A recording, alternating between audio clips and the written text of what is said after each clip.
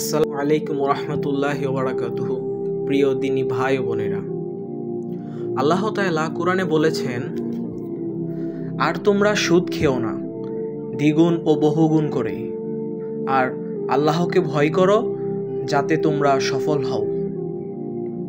রাসূলুল্লাহ সাল্লাল্লাহু আলাইহি ওয়াসাল্লাম কঠোরভাবে সতর্ক করে বলেছেন, সুদখোর, সুদদাতা, সুদ লেখক এবং সুদের সাক্ষী এরা সবাই গুনাহের দিক থেকে সমান।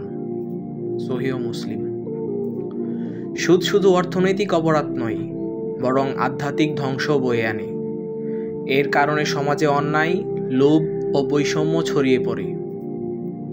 তাই প্রিয় দিনী ভাই ও বোনেরা, আমরা হালাল উপার্জনের পথ বেছে নেই, কারণ আল্লাহর দেওয়া হালালেই রয়েছে বরকত, শান্তি আর মুক্তি।